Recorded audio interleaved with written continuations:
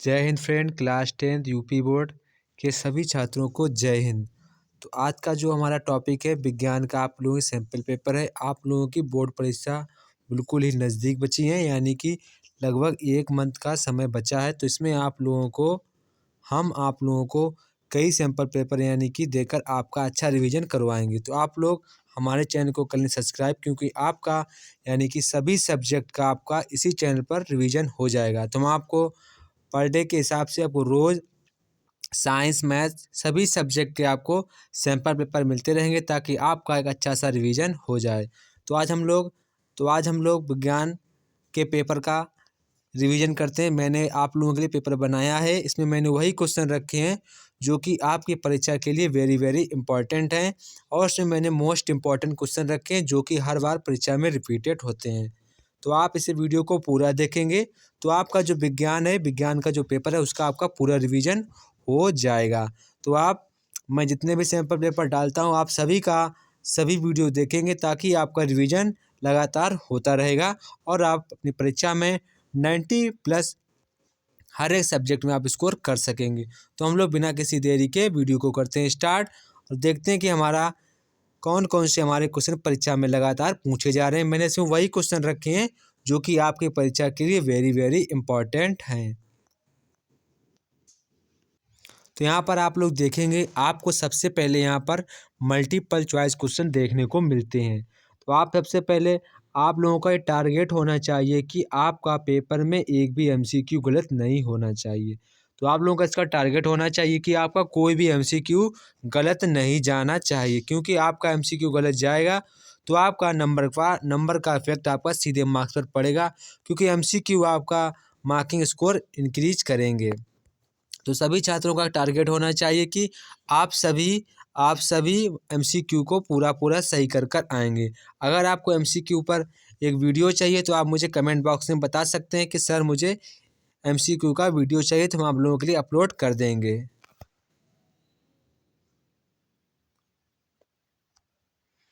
जैसे कि यहाँ पर हमारा जो पहला प्रश्न है, यहाँ पर हमारा पहला प्रश्न खंड आ से है। तो यहाँ पर हमारा पहला प्रश्न है, किसी अवतल दर्पण द्वारा वस्तु के आकार के बराबर वास्तविक और उल्टा प्रतिबिंब बनता है, वस्तु की स्थिति होगी। तो यहाँ पर आप लोगों से वस्तु की स्थिति पूछ रहा है कि हमारा प्रतिबिंब वो जो हमारी वस्तु है वो कहाँ पर रखी होगी। तो यहाँ बोल रहा है कि वस्तु का आकार है प्रतिबिंब वास्तविक और उल्टा वस्तु के आकार का बनता है। तो आप लोगों को पता होगा, जब हमारा अवतल दर्पण में कोई भी प्रतिबिंब वक्ता केंद्र पर रखा होता है तो वही प्रतिबिंब हमारा वक्ता केंद्र के नीचे बन जाता है। सेम लंबाई का बनता है, बिल्कुल वही बनता है। तो यहाँ पर जो हमारा इसका आंसर क्या होगा, यहाँ पर हमारा इसका सही आंसर होगा ऑप्शन नंबर सी। क्या होगा, वक्ता केंद्र पर बनता है। तो यहाँ पर हमारा सी वाला ऑप्शन बिल्कुल सही हो जाएगा। इसके बाद हमारा नेक्स्ट क्वेश्चन यहाँ पर है क्वेश्चन नंबर 2। तो क्वेश्चन नंबर 2 यहाँ पे कह रहा है कि श्वेत प्रकाश की किरण के प्रिज्म से गुजरने पर किस रंग के लिए न्यूनतम विचलन होता है। यहाँ पर भी हमारा ये वेरी इंपॉर्टेंट क्वेश्चन है, इसको आपको ध्यान रखना होगा। तो आपको एक आपको ट्रिक पता होगी, बिबग्योर। क्या ट्रिक होती है हमारी, बिबग्योर। तो बिबग्योर जो हमारी ट्रिक होती है वो आपके लिए वेरी वेरी यूज़फुल है। तो यहाँ पे पूछ रहा है कि न्यूनतम विचलन किस रंग का होता है। तो यहाँ पर आप लोगों का पता होगा, ये हमारा विचलन का घटता हुआ क्रम होता है, यानी कि सबसे ज़्यादा हमारा बैंगनी रंग का होता है और सबसे कम हमारा विचलन लाल रंग का होता है। तो यहाँ पे पूछा गया न्यूनतम, तो न्यूनतम हमारा विचलन किस रंग का होगा, वो हमारा लाल रंग का होगा। इसका हमारा क्या आंसर होगा, लाल रंग का। इसके बाद हमारा नेक्स्ट क्वेश्चन यहाँ पर क्वेश्चन नंबर 3। क्वेश्चन नंबर 3 कह रहा है कि अवतल लेंस प्रयोग में आता है। तो यहाँ पर आपको बताना होगा कि अवतल लेंस का हम प्रयोग कहाँ पर करते हैं। तो आपको पता होगा, अवतल लेंस हम लोग जब हमको निकट दृष्टि दोष हो जाता है तो हम लोग अवतल लेंस का प्रयोग करते हैं। तो आपको देखना होगा कि कहीं हमारे ऑप्शन में कहीं लिखा है आवर्धक लेंस बनाने, पहला गलत हो जाएगा। कार के पीछे की ओर वस्तु देखने के लिए हम उत्तल दर्पण का प्रयोग करते हैं। किसका करते हैं, उत्तल दर्पण का प्रयोग हम करते हैं। इसके बाद हो गया ऑप्शन सी हमारा मिल गया है, निकटदर्शी दोष को दूर करने के लिए हम चश्मे में प्रयोग करते हैं। तो यहाँ पर हमारा ऑप्शन नंबर सी वाला बिल्कुल करेक्ट आंसर हो जाएगा। इसके बाद हमारा नेक्स्ट क्वेश्चन यहाँ पर है क्वेश्चन नंबर 4। क्वेश्चन नंबर 4 कह रहा है आँख में प्रवेश करने वाले प्रकाश की मात्रा को नियंत्रित करता है। तो यहाँ पर आपको जब आई होती है तो आई में कौन सा ऐसा भाग होता है जो प्रकाश को नियंत्रण करता है कि हमारी आँख में कितना प्रकाश जाना चाहिए। तो वो कौन होता है? वो हमारा होता है क्या? वो हमारा होता है पश्चमावी मांसपेशियाँ, पश्चमावी मांसपेशियाँ। तो यहाँ पर जो हमारा इसका सही आंसर होगा वो हमारा ऑप्शन नंबर ए वाला इसका बिल्कुल करेक्ट आंसर होगा। पश्चमावी मांसपेशियाँ यानी कि हमारा ऑप्शन नंबर ए वाला बिल्कुल सही होगा। ये क्वेश्चन आपका वेरी वेरी इंपॉर्टेंट क्वेश्चन है, इसको आपको ध्यान रखना होगा। इसके बाद नेक्स्ट क्वेश्चन यहाँ पर हमसे कह रहा है क्वेश्चन नंबर 5। तो क्वेश्चन नंबर 5 कह रहा है विद्युत परिपथ में विद्युत शक्ति का सही सूत्र है। तो यहाँ पर विद्युत शक्ति का जो सही सूत्र है आपको उसी पर टिक लगाना होगा। तो यहाँ पर जो हमारा इसका विद्युत शक्ति का सही सूत्र होता है वो हमारा ये वाला तो होगा नहीं, और हमारा ये वाला देखो विद्युत शक्ति का बिल्कुल सही सूत्र है, ये भी दोनों अब दोनों ये नहीं होंगे। यहाँ पर जो हमारा विद्युत शक्ति का सही सूत्र होगा वो हमारा ऑप्शन नंबर बी वाला इसका आंसर होगा। इसके बाद नेक्स्ट क्वेश्चन यहाँ पर हमारा क्वेश्चन नंबर 6 है। किसी विद्युत धारावाही सीधी लंबी परिनालिका के भीतर चुंबकीय क्षेत्र। तो यहाँ पर पूछा गया अगर आपको एक परिनालिका यानी कि आपको कोई परिनालिका लेनी होगी और आप उसमें विद्युत धारा प्रवाहित कर देते हैं तो वहाँ पर जो चुंबकीय क्षेत्र उत्पन्न हो जाता है उसका मान कितना होगा। तो ये आपसे क्वेश्चन पूछा जा रहा है। तो यहाँ पर जो हमारे विद्युत धारा का मान यानी कि चुंबकीय क्षेत्र का जो मान होता है वो यहाँ पर हमारा होगा, वो वहाँ पर होगा सभी बिंदुओं पर समान। क्या होगा? सभी बिंदुओं पर समान। यहाँ पर ये हमारा ऑप्शन नंबर बी वाला इसका बिल्कुल सही जवाब होगा। इसके बाद नेक्स्ट क्वेश्चन यहाँ पर हमारा है क्वेश्चन नंबर 7। तो क्वेश्चन नंबर 7 यहाँ कह रहा है कि भारत में प्रत्यावर्ती धारा यानी कि एसी आपूर्ति की आवृत्ति है। तो जो हमारे घरों में एसी आती है उसकी जो हमारी आवृत्ति कितनी होती है यहाँ पर क्वेश्चन पूछा गया है। तो यहाँ पर जो हमारी उसकी आवृत्ति होती है वो हमारी आवृत्ति होती है 50 हर्ट्ज। कितनी होती है? 50 हर्ट्ज हमारी उसकी आवृत्ति होती। तो आपको इसको ध्यान रखना होगा। ये क्वेश्चन हमारा वेरी वेरी इंपॉर्टेंट है, ये लगभग हर बार परीक्षा में पूछ दिया जाता है। इसके हमारा नेक्स्ट क्वेश्चन यहाँ पर है उपखंड खा। उपखंड खा में आपको केमिस्ट्री फोर्सेस से क्वेश्चन देखने को मिलते हैं। तो यहाँ से हमारे केमिस्ट्री के क्वेश्चन स्टार्ट हो जाते हैं। तो जैसा कि यहाँ पे हमारा जो पहला क्वेश्चन दिया गया वहाँ पे हमारा पहला क्वेश्चन है आर्सेनिक तत्व है। तो यहाँ पे पूछा गया आर्सेनिक तत्व जो धातु है या अधातु है, उपधातु है, निष्क्रिय धातु है। तो यहाँ पर जो हमारा इसका सही आंसर होगा आर्सेनिक हमारी एक प्रकार की अधातु है। क्या है? अधातु है। क्या है? हमारी अधातु है। इसके बाद नेक्स्ट क्वेश्चन यहाँ पर हमारा क्वेश्चन नंबर 9। तो क्वेश्चन नंबर 9 कह रहा है कि प्रोपेन इनमें से किसकी संरचना होगी? किसकी? प्रोपेन हमारी किसकी संरचना होगी? तो आप लोगों का प्रोपेन में कितने कार्बन होते हैं तो आपको पता होना चाहिए। प्रोपेन में हमारे 3 कार्बन होते हैं, यानी कि प्रोप में हमारे कितने कार्बन होते हैं? 3 कार्बन होते हैं। कितने कार्बन होते हैं? यहाँ पे हमारे प्रोपेन में 3 कार्बन होते हैं। तो आपको पता हो गया CH3। अब यहाँ पे देखो एन लगा यानी कि एल्केन समूह है। तो आपको पता होगा जो हमारा एल्केन का सूत्र होता है वो हमारा सूत्र होता है CN। क्या होता है? CnH2n+1। ये हमारा प्रोपेन का सूत्र होता है। तो यहाँ पर आपको ये करना होगा। तो आप जब x की वैल्यू जब आप n की वैल्यू 3 रख देंगे तो यहाँ पर भी आप 3 रखेंगे, 2 3 जा 6 और +1 यानी कि 7। तो यहाँ पर आपका प्रोपेन का ये फार्मूला बन गया। तो यहाँ पर देखिए जो हमारा पहला ऑप्शन है इसको देखो कार्बन काउंट करते हैं तो कार्बन हमारे 3 कार्बन हो जाएंगे जो कि यहाँ पर बिल्कुल मैच कर रहा है।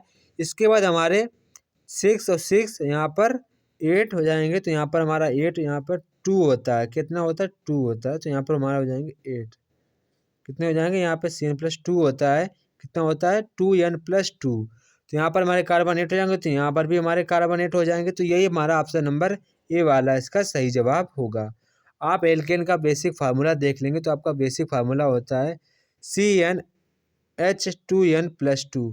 तो ये हमारा एल्केन का बेसिक फार्मूला होता है। तो जब आप n=3 रखेंगे, प्रोपेन 3 कहते हैं, तो यहाँ पर आपका सूत्र बन जाएगा CH3H8। तो ये आपका फार्मूला बन जाएगा। तो यहाँ पर जो हमारा इसका आंसर होगा वो हमारा ऑप्शन नंबर ए वाला करेक्ट आंसर होगा। CH3 single bond CH2 single bond CH3। इसके बाद हमारा नेक्स्ट क्वेश्चन यहाँ पर हमारा क्वेश्चन नंबर 10 है। तो यहाँ पे कह रहा है निम्नलिखित अभिक्रिया किस प्रकार की होगी? तो यहाँ पे आपसे पूछा निम्नलिखित अपक्रिया किस प्रकार की अपक्रिया होगी। तो जो आपको अपक्रिया दी गई है ये हमारी अपक्रिया होगी विस्थापन अपक्रिया। किस प्रकार की अपक्रिया है? विस्थापन अभिक्रिया। यहाँ पे हमारा ऑप्शन नंबर डी वाला बिल्कुल सही जवाब होगा। इसके बाद नेक्स्ट क्वेश्चन यहाँ पर हमारा क्वेश्चन नंबर 11। आधुनिक आवर्त सारणी में दाहिनी ओर बढ़ने पर, जब आप आधुनिक आवर्त सारणी में दाईं ओर बढ़ेंगे तो क्या चीज़ घटती है क्या चीज़ बढ़ती है, इस पर आपको सोचना होगा।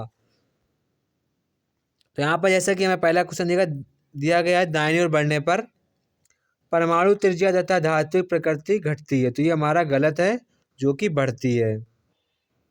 इसके बाद नेक्स्ट क्वेश्चन कह रहा है परमाणु त्रिज्या व धात्विक प्रकृति धात्विकता बढ़ती है, ये भी हमारी गलत है। इसका परमाणु त्रिज्या घटती है और धात्विक प्रकृति बढ़ती है, तो ये हमारा ऑप्शन सी वाला बिल्कुल सही जवाब होगा। परमाणु त्रिज्या बढ़ती है और धात्विक प्रकृति बढ़ती है, तो यहाँ पर हमारा ऑप्शन नंबर सी वाला बिल्कुल करेक्ट आंसर होगा। इसके बाद नेक्स्ट क्वेश्चन यहाँ पर कह रहा है कि आपको मैचिंग करनी होगी। क्या करनी होगी? मैचिंग करनी होगी। तो सबसे पहले यहाँ पर आपको बताना हो कौन सी मैचिंग बिल्कुल करेक्ट होगी। तो यहाँ पर सबसे पहले दिया गया है आपको एसिटिक एसिड। तो यहाँ पर एसिटिक एसिड किससे मिलेगा? सिरका के निर्माण में। किससे मिलेगा? सिरका के निर्माण में। इसके बाद है एथेनॉल। क्या है हमारा? एथेनॉल। तो आप एथेनॉल पर नहीं जाएंगे, अगर आपको नहीं आता तो आप ऐसे नहीं जाएंगे। यहाँ पर जगह अपमार्जक, तो हमारा अपमार्जक का क्या होगा? कपड़े धोने में। क्या होगा? कपड़े धोने में। इसके बाद यहाँ पर दिया कास्टिक सोडा। क्या दिया गया है? Caustic soda. इसके बाद दिया गया एथेनॉल। तो यहाँ पर जो हमारा कास्टिक सोडा क्या हो जाएगा? विक्रीकृत डिटर्जेंट बनाने में, तो ये हमारा कास्टिक सोडा हो जाएगा। इसके बाद एथेनॉल हमारा हो जाएगा साबुन के निर्माण में, तो ये हमारी मैचिंग हो जाएगी। तो यहाँ पर देखना होगी हमारी कौन सी मैचिंग सटीक होगी। तो यहाँ पर जो हमारा पहले वाला थर्ड से मिलेगा, इसके बाद दूसरा जो हमारा बी वाला मिलेगा फर्स्ट से, और सी वाला हमारा सेकेंड से, और डी वाला फोर्थ से। तो यहाँ पर हमारी जो इसकी मैचिंग हो गई वो ऑप्शन नंबर बी वाला बिल्कुल सही जवाब होगा। तो ये जो हमारी मैचिंग होगी जो कि हमारी ऑप्शन नंबर बी से मैच खा रही है, तो यही हमारा इसका आंसर हो जाएगा। इसके बाद हमारा क्वेश्चन नंबर यहाँ पर 13 है। क्वेश्चन नंबर 13 कह रहा है कि 25 डिग्री सेल्सियस ताप पर शुद्ध जल का पीएच मान होता है। तो यहाँ पर आपको पता होना चाहिए कि 25 डिग्री सेल्सियस पर शुद्ध जल पीएच का मान कितना होगा, तो वो हमारा होगा 7, यानी कि ऑप्शन नंबर डी वाला हमारा बिल्कुल करेक्ट आंसर होगा। इसके बाद नेक्स्ट क्वेश्चन यहाँ पर हमारा उपखंड ग है, जहाँ से आप लोगों को बायोलॉजी पोर्शन से क्वेश्चन देखने को मिलते हैं। तो जैसा कि यहाँ पर हमारा क्वेश्चन नंबर 14 कह रहा है प्रकाश संश्लेषण प्रक्रम के दौरान क्या नहीं संश्लेषित होता है। तो यहाँ पर जो हमारा इसका सही जवाब होगा वो हमारा होगा ऑक्सीजन संश्लेषित नहीं होता है, कार्बन डाइऑक्साइड भी होता है, जल भी होता है, ग्लूकोज भी होता है। तो यहाँ पर जो हमारा इसका सही जवाब होगा वो हमारा होगा ऑक्सीजन। इसके बाद नेक्स्ट क्वेश्चन यहाँ पर कह रहा है पित्त का संश्लेषण होता है, यानी कि पित्त रस कहाँ पर बनता है। तो ये हमारा क्वेश्चन वेरी वेरी इंपॉर्टेंट है। तो पित्त रस हमारा कहाँ बनता है? वो हमारा बनता है पित्ताशय में। कहाँ बनता है? पित्ताशय में संश्लेषण होता है। तो यहाँ पर हमारा ऑप्शन नंबर ए वाला बिल्कुल सही जवाब हो जाएगा। इसके बाद नेक्स्ट क्वेश्चन यहाँ पर हमारा क्वेश्चन नंबर 16 है। क्वेश्चन नंबर 16 कह रहा है मानव हृदय में कोष्ठों की संख्या कितनी होती है। तो आप सभी को पता है कि मानव हृदय में कोष्ठों की संख्या कितनी होती है, वो होती है हमारी 4। कितनी होती है? 4। इसके बाद नेक्स्ट क्वेश्चन हमारा क्वेश्चन नंबर 17। क्वेश्चन नंबर 17 कह रहा है पुनरुद्ध भवन होता है। तो यहाँ पर पुनरुद्ध भवन किन जीवों में होता है ये आपको बताना होगा। तो यहाँ पर हाइड्रा और प्लेनेरिया दोनों में पुनरुद्ध भवन की क्षमता होती है। तो यहाँ पर जो हमारा इसका सही जवाब हो जाएगा वो हमारा ऑप्शन नंबर डी वाला बिल्कुल करेक्ट आंसर हो जाएगा। इसके बाद नेक्स्ट क्वेश्चन हमारा 18 पत्तियों द्वारा कायिक प्रजनन होता है। ये हमारा क्वेश्चन है पत्तियों द्वारा कायिक प्रजनन होता है, ब्रायोफिल्म में होता है, आलू में होता है कि चने में या गुलाब में। तो यहाँ पर जो हमारा इसका करेक्ट आंसर होगा वो होगा हमारा ब्रायोफिल्म में, यानी कि हमारा ऑप्शन नंबर ए वाला इसका बिल्कुल करेक्ट आंसर होगा। इसके बाद हमारा क्वेश्चन नंबर 19 है। क्वेश्चन नंबर 19 कह रहा है डार्विन प्रसिद्ध हैं। तो यहाँ पर जो हमारा डार्विन पूछा गया, डार्विन किस क्षेत्र में प्रसिद्ध हैं। तो यहाँ पर जो हमारा इसका करेक्ट आंसर होगा वो हमारा होगा आनुवंशिक विज्ञान में। किस में होगा? आनुवंशिक विज्ञान के क्षेत्र में हमारे डार्विन जी फेमस हैं। तो यहाँ पर आपको लगाना होगा option number C is the correct answer. इसके बाद नेक्स्ट क्वेश्चन यहाँ पर कह रहा है क्वेश्चन नंबर 20, किस देश को पवनों का देश कहा जाता है, यानी कि उस देश में पवन ज़्यादा बहती हैं। यहाँ पर जो हमारा इसका करेक्ट आंसर होगा वो हमारा होगा डेनमार्क। क्या होगा? डेनमार्क। ये क्वेश्चन भी हमारा वेरी वेरी इंपॉर्टेंट है। किस देश को पवनों का देश कहा जाता है? तो हमारा क्या हो जाएगा? डेनमार्क। इसके बाद हमारा क्वेश्चन यहाँ पे खंड का स्टार्ट होता है जहाँ से आपको वर्णनात्मक प्रश्न देखने को मिलते हैं। तो यहाँ पर आपको जो वर्णनात्मक प्रश्न देखने को मिलते हैं तो आपको इसका हल भी करना होता है। जैसा कि हमारा पहला क्वेश्चन यहाँ पे कह रहा है कि पहला क्वेश्चन कह रहा है एक अवतल दर्पण की वक्रता त्रिज्या 40 सेंटीमीटर है। इसके सामने एक वस्तु 15 सेंटीमीटर की दूरी पर रखी है। प्रतिबिंब की स्थिति बताइए और इसका क्रियारेख भी खींचिए। तो जैसा कि यहाँ पर आपको दिया गया है, आपको वक्रता त्रिज्या की वैल्यू दी गई है, यानी कि आपको वक्रता त्रिज्या की वैल्यू दी गई है। तो यहाँ पर आप फोकस दूरी भी निकाल सकते हैं। तो आपको वक्रता त्रिज्या दी गई है तो आपको फोकस दूरी आप निकाल लेंगे सूत्र से। तो यहाँ पर जो हमारी फोकस दूरी निकल के आएगी वो हमारी होगी कितनी? -20 सेंटीमीटर। और जो वहाँ पे हमारी यू की वैल्यू दी गई है वो हमारी दी गई -15 सेंटीमीटर। तो आप यहाँ से v की वैल्यू निकालेंगे, आपको v की वैल्यू निकालनी होगी। तो यहाँ पर जो हमारी v की वैल्यू निकल कर आएगी वो आपको सूत्र से निकालनी होगी। तो वहाँ पे आप ये सूत्र लगाएंगे 1/f बराबर 1/v प्लस 1/u। तो आप इस फार्मूला को यूज करेंगे तो आपकी v की वैल्यू निकल आएगी। तो आपकी v की वैल्यू निकल आएगी। तो यहाँ पर आपको पता होगा जो हमारी v की वैल्यू जब सॉल्व करेंगे तो आपकी v की वैल्यू पॉजिटिव निकल कर आएगी। तो यहाँ पर जो v की वैल्यू पॉजिटिव निकल कर आई है तो इसका मतलब ये हुआ जो आपका दर्पण है, यानी कि v इधर कहीं बन रहा है, तो यानी कि जो हमारा प्रतिबिंब है आभासी बनेगा और वस्तु से छोटा भी बनेगा, यानी कि सॉरी वस्तु से बड़ा बनेगा। कैसे बनेगा? वस्तु से बड़ा बनेगा और आभासी बनेगा। तो ये आपका क्रियारेख हो जाएगा, आपको क्रियारेख बना लेना होगा। इसके बाद नेक्स्ट क्वेश्चन यहाँ पर हमारा 22, प्रतिबिंबों के बनने को दर्शाने वाले क्रियारेख बनाइए जब अपसारी लेंस के सामने फोकस और प्रकाशिक केंद्र के बीच हो। तो यहाँ पर आपको प्रतिबिंब बनाना होगा। जैसा कि यहाँ पर पहला कह रहा है कि उसका क्रियारेख भी बनाइए। तो वस्तु अभिसारी लेंस के सामने फोकस और प्रकाशिक केंद्र के बीच हो। तो यहाँ पर जो हमारा इसका आंसर आप लोग सब इसको डायग्राम बनाएंगे तो आपको अभिसारी लेंस लेना होगा, यानी कि उत्तल लेंस लेना होगा। तो यहाँ पर कह रहा है तो हमारा प्रतिबिंब बनेगा वो हमारा बनेगा प्रतिबिंब आभासी होगा और सीधा होगा तथा वस्तु से बड़ा होगा। तो आपको ये ध्यान रखना होगा। इसके बाद कह रहा है कि वस्तु फोकस और फोकस की दोगुनी दूरी के बीच में हो। तो प्रतिबिंबों की प्रकृति को समझाइए। तो यहाँ पर जब प्रतिबिंब आपका बन जाएगा तो यहाँ पर जो हमारे प्रतिबिंब की स्थिति होगी, प्रतिबिंब 2f के आगे उल्टा और वास्तविक वस्तु से बड़ा बनेगा। तो ये हमारी प्रतिबिंब की कंडीशन होगी। आप इनका क्रियारेख अपनी किताब से बुक से आपको इनको अच्छी तरीके से तैयार कर लेने होंगे सभी रे डायग्राम को, क्योंकि रे डायग्राम आपको सीधे सीधे नंबर दिलाएंगे। इसके बाद हमारा क्वेश्चन यहाँ पर है क्वेश्चन नंबर 23।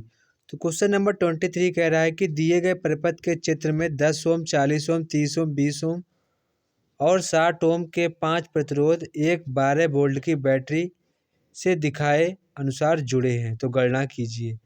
तो जैसे कि आपको यहाँ नीचे डायग्राम दिखाया गया है, आपको इसे यहाँ पर तुल्य प्रतिरोध का मान ज्ञात करना। सबसे पहले आपको इसको समांतर क्रम के सूत्र से आपको तुल्य प्रतिरोध निकालना होगा। ऐसे आपको इसको समांतर क्रम से तुल्य प्रतिरोध निकालना होगा।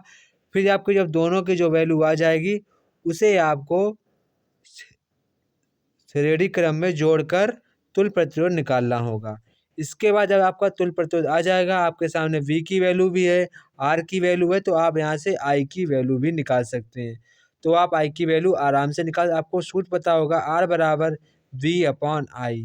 तो यहाँ पे I का सूत्र क्या बन जाएगा? I बराबर V/R। तो ये आपका फार्मूला, आपके पास V की वैल्यू 12 होगी और आपका तुल्य प्रतिरोध आप निकाल लेंगे, वो हमारा होगा कितना?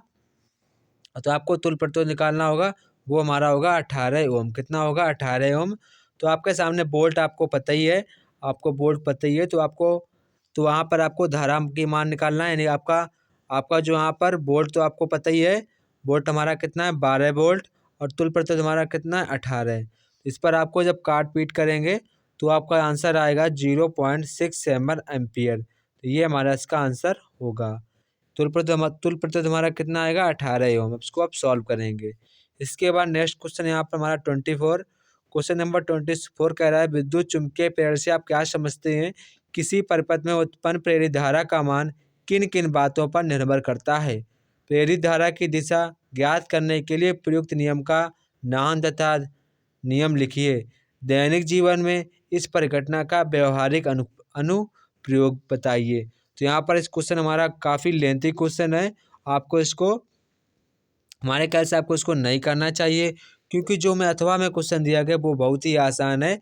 सभी छात्र इस क्वेश्चन को एक बार खुद से तैयार करेंगे, अपनी कॉपी पर लिखेंगे बगैर देखे, ताकि आपको बोर्ड परीक्षा में से बगैर सोचे आप इसको लिख सकें।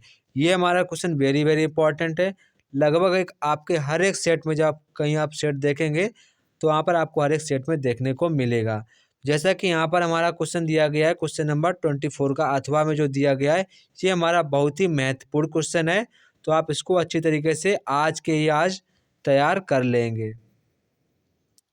इसके बाद नेक्स्ट क्वेश्चन यहाँ पर हमारा है,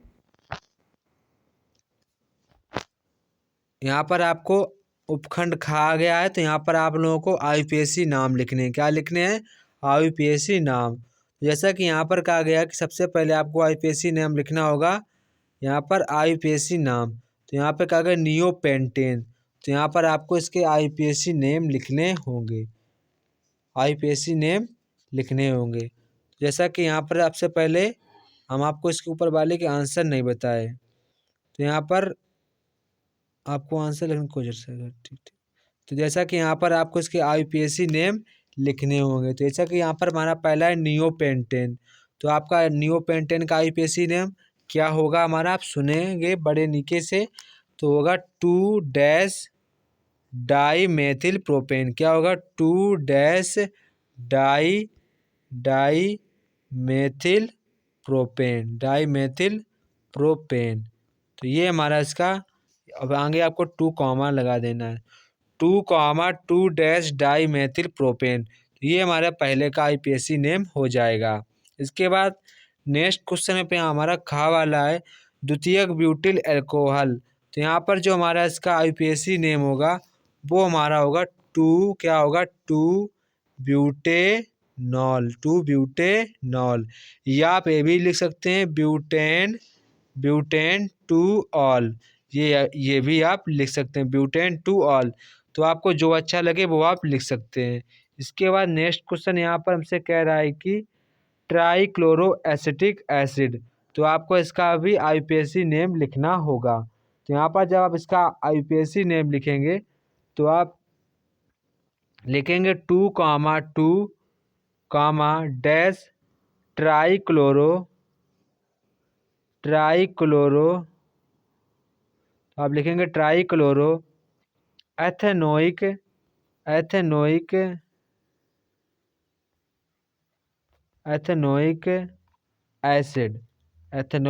एसिड, तो ये हमारा तीसरे वाले का आईयूपीएसी नेम हो जाएगा, 2, डैश ट्राईक्लोरो एथेनोइक एसिड। तो ये हमारा इसका आंसर हो जाएगा। इसके बाद यहाँ पे क्या गया? एसिटिलीन, तो यहाँ पर आपको एसिटिलीन का भी आईयूपीएसी नेम लिखना होगा, उसका हमारा होगा एथाइन। क्या होगा? एथाइन हमारा इसका आईयूपीएसी नेम होगा। इसके बाद नेक्स्ट क्वेश्चन यहाँ पर क्वेश्चन नंबर 26 है। यहाँ पर क्वेश्चन नंबर 26 कह रहा है कि आधुनिक आवर्त सारणी में कुल कितने वर्ग तथा आवर्त हैं? ये हमारा क्वेश्चन सभी छात्र इसको कर लेंगे। इसके बाद कह रहा है इस आवर्त सारणी में क्षारीय धातु को तथा निष्क्रिय तत्वों को किन किन वर्गों में रखा गया है? इस क्वेश्चन को आप पीरियोडिक टेबल में एक बार जरूर देखेंगे, ताकि आपको अच्छी तरीके से समझ में आ सके। इसके बाद नेक्स्ट क्वेश्चन यहाँ पर क्वेश्चन नंबर 27, क्वेश्चन नंबर 27 कह रहा है कि क्या होता है जब केवल आपको रासायनिक समीकरण ही लिखना होगा? तो आप जो हमारी इसकी पहली रिएक्शन होगी हम आपको दिखा रहे हैं। आपको चूने के पानी की क्रियाएं आपको CO2 से करवानी होगी। जैसा कि आप CO2 से उसकी क्रिया कराएंगे, CaOH का होल ट्वाइस 2 प्लस CO2। जब आप इसकी क्रिया कराएंगे तो आपका बनेगा कैल्शियम कार्बोनेट यानी CaCO3 प्लस H2O। तो ये हमारे पहले का रासायनिक समीकरण होगा। इसके बाद नेक्स्ट क्वेश्चन यहाँ पे हमारा क्वेश्चन नंबर 2। तो क्वेश्चन नंबर 2 कह रहा है सूक्ष्म बुझे हुए चूने की अपक्रिया कैल्शियम सूक्ष्म क्लोरीन गैस से कराई जाती है। तो यहाँ पर बुझे हुए चूना लेना है तो आप क्या लेंगे, CaOH का whole twice 2 plus chlorine gas से आपको क्रिया करानी होगी। इसके बाद एरो तो आपका बनेगा CaCO Cl2 प्लस H2O। तो ये आपकी क्रिया होगी। इसके बाद हमारा नेक्स्ट क्वेश्चन यहाँ पर क्वेश्चन नंबर 27 का गा। तो यहाँ पर जो 27 का गा कह रहा है कि जिप्सम को गर्म किया जाता है। तो यहाँ पर जो हमारी इसकी क्रिया बनेगी CaSO4 डॉट H2O। तो आप इसको जब गर्म करेंगे तो यहाँ पर आपका बनेगा CaSO4 डॉट 1/2 H2O। इसके बाद आपको लिखना होगा 3/2 H2O। तो ये हमारा इसका रासायनिक समीकरण बनेगा। इसके बाद नेक्स्ट क्वेश्चन यहाँ पर हमारा है क्वेश्चन नंबर घ, सोडियम धातु की जल से अभिक्रिया। तो आपको जो सोडियम धातु लेना है 2Na plus 2H2O dash 2NaOH plus H2। ये आपकी गैस ऊपर निकल जाएगी। तो ये हमारा घा वाले का रिएक्शन होगा 2Na plus 2H2 dash 2H2O dash 2NaOH plus H2O। तो ये हमारी इसकी रिएक्शन होगी। इसके बाद अथवा में अगर आपको ये रिएक्शन नहीं करनी है तो आपको अथवा में जो दिया गया आपको उस पर टिप्पणी करनी होगी, भर्जन, उभय अपघटन, संक्षारण। तो आप तीनों पर टिप्पणी कर सकते हैं। इसके बाद नेक्स्ट यहाँ पर उपभाग गा दिया गया। यहाँ से आप लोगों से बायोलॉजी से प्रश्न पूछे जाते हैं तो आपको बायोलॉजी से करने होंगे।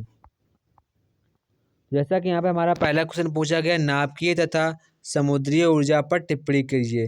तो आपको नाभिकीय तथा समुद्रीय ऊर्जा पर टिप्पणी करनी होगी। एक तरफ आप सबसे पहले डालेंगे नाभिकीय ऊर्जा, फिर आपको उसके बारे में लिखना होगा, फिर आप डालेंगे समुद्री ऊर्जा।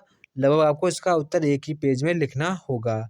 इसके बाद नेक्स्ट क्वेश्चन यहाँ पर हमसे क्वेश्चन कह रहा है कि समजात तथा समवर्ती अंकों को समझाइए। तो ये भी हमारा क्वेश्चन वेरी इंपॉर्टेंट है। इसको आपको अभी के अभी अपनी बुक या कॉपी से तैयार करना होगा। इसके बाद नेक्स्ट क्वेश्चन यहाँ पर कह रहा है प्रकाश संश्लेषण का एक विवरण दीजिए। तो ये भी हमारा क्वेश्चन वेरी इंपॉर्टेंट है और आपको इसकी जो रिएक्शन होती है वो भी आपको रिएक्शन तैयार कर लेनी है, क्योंकि कभी कभी इसका रिएक्शन भी पूछ देते हैं। तो आपको इसकी रिएक्शन भी तैयार कर लेनी है। इसके बाद नेक्स्ट क्वेश्चन यहाँ पर हमारा 31 है। 31 क्वेश्चन कह रहा है मानव के मादा जनन तंत्र का वर्णन कीजिए, अथवा आपको दिया गया है प्राकृतिक संसाधनों के संपोषित प्रबंधन पर एक निबंध लिखनी है। तो आपको जो इसमें अच्छा लगे वो आप कर सकते हैं। आप हमारे ख्याल से आप इस चित्र का प्रिपरेशन कर लीजिए। लगभग आपका वेरी इंपॉर्टेंट फिगर हो जाता है। आपको ऐसे मेल फीमेल दोनों का तैयार कर लेना है। इसके बाद आपको निबंध आता है तो आप निबंध भी लिख सकते हैं। लगभग आपको यहाँ पर 3 पेज या 3.5 पेज का निबंध लिखना होगा, तभी आपको 6 नंबर पूरे मिल पाएंगे। तो ये था हमारा आज का विज्ञान का आप लोगों के लिए पेपर, जो बहुत ही इम्पोर्टेंट है। मैंने आपकी परीक्षा यानी कि बोर्ड परीक्षा 2024 के लिए बनाया था, तो बहुत ही ये इम्पोर्टेंट था जो कि आपके लिए मैंने रखा। तो यहाँ पर अगर आपको वीडियो अच्छा लगे तो वीडियो को लाइक करें और अपने सभी फ्रेंडों को शेयर ज़रूर करें। अगर वीडियो पर नए हैं तो वीडियो को सब्सक्राइब जरूर कर लें। जय हिंद दोस्तों, फिर मिलते हैं अपने नेक्स्ट वीडियो में।